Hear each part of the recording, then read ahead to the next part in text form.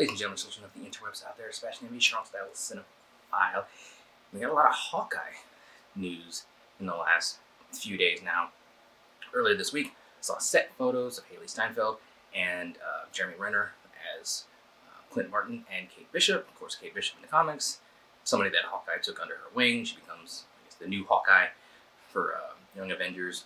Some other comic book filled tales. Not really super well versed on her as Hawkeye. I was just never a guy that really interested me all that much. But of course, live action stuff I'm always interested in. I liked Renner's turn as Clint Martin in Endgame and Ronin. So hoping we get a little bit more with that. But I guess he's going to go back to being regular old Hawkeye.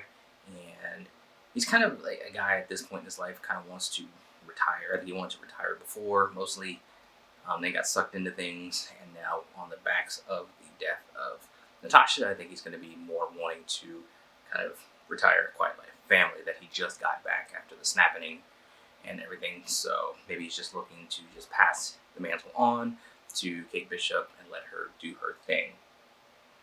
Now we got word of some casting news. Apparently Florence Pugh from who plays Yelena Belova in the Black Widow movie, which has been pushed somewhere into 2021. She is going to reprise her role from that movie in the Hawkeye series. Now we don't have a release date for the Hawkeye series yet. It'll probably be end of 2021 or maybe pushed into 2022. But she's going to be in it.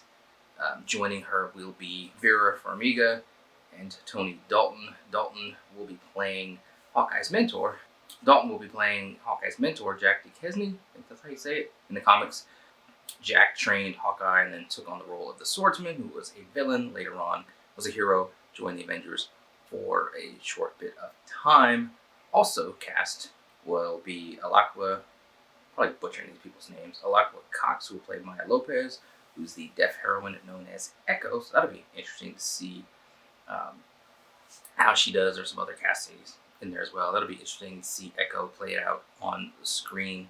So interesting stuff, just little tidbits of information creeping through as, like I said, we saw set, pictures, and now we're getting other kind of reports and stuff. So it's always interesting when we get to see the progress that's being made on these various productions, be it WandaVision or Hawkeye or Falcon and Winter Soldier. It's always cool to see a little bit about what's going on. Not too spoiler. I really don't want to know beat for beat what's going to happen, but it's just cool to see this stuff happening.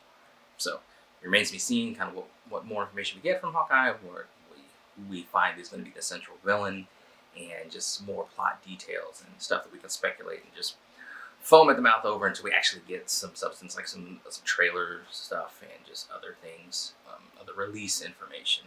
Remains to be seen. Anyway, those are my thoughts on it. I think it's cool. What do you guys have to think? Let me know in the comments below. Follow me on social media. Talk to me there. Talk to me here. And let us geek.